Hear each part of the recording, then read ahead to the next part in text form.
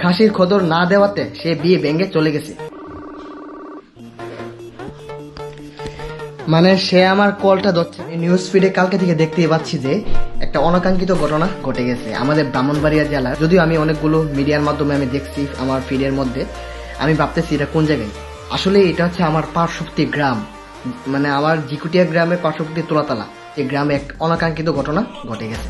আর সেই ঘটনার কি আমাদের ব্রাহ্মণবাড়িয়া জেলা আখড়া উপজেলার দরখা ইউনিয়নের তোলাতলা গ্রামের কসবা উপজেলার নিয়ামতপুর গ্রামের একটা ছেলে বিবাহ করতে আসছে এবং খাসির খদর না দেওয়াতে সে বিয়ে ভেঙে চলে গেছে। বাড়ি হচ্ছে নিয়ামতপুর কসবা উপজেলা আর কি। এখন সে লাইনে আছে কিনা আমি তাকে একটা কল করব। আমি দেখতে পাচ্ছি আমার সাথে সে আমার ফ্রেন্ড লিস্টে সে অ্যাড আছে।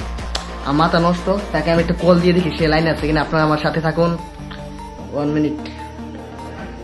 সে আমার সাথে অ্যাড আছে বুঝছেন, আমি তো জানি না। সে পোস্ট করার পর দেখতে পাচ্ছি সে আমার ফ্রেন্ড লিস্টে অ্যাড আছে। এই যে এটা হচ্ছে তার আইডি আছে দেখতে পাচ্ছেন, সেটা হচ্ছে জুনাইদ মিয়া, তার নাম হচ্ছে জুনাইদ মিয়া। তাকে আমি কল দিব, কল দিয়ে কয়েকটা কথা আমি বার্তা থাকে বা কয়েকটা প্রশ্ন থাকে আমি জিজ্ঞাসা করবো আমার মন থেকে, আমার উক্তি থেকে।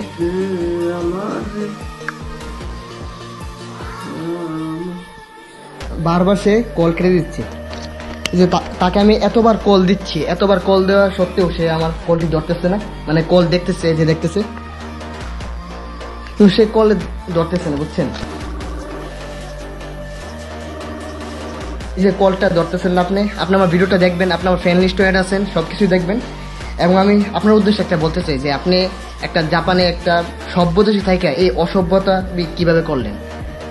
এত ছোট মনের মানুষ আমি তো আমার জীবন আমি দেখি নাই, এখন পুরো বাংলাদেশ আপনাকে দেখছে, আপনাকে চিনতে পারতেছে। মানে এত নিকৃষ্ট লোক মানে আমাদের ব্রাহ্মণবাড়িয়া তো আছে, একটু বাবা যায়।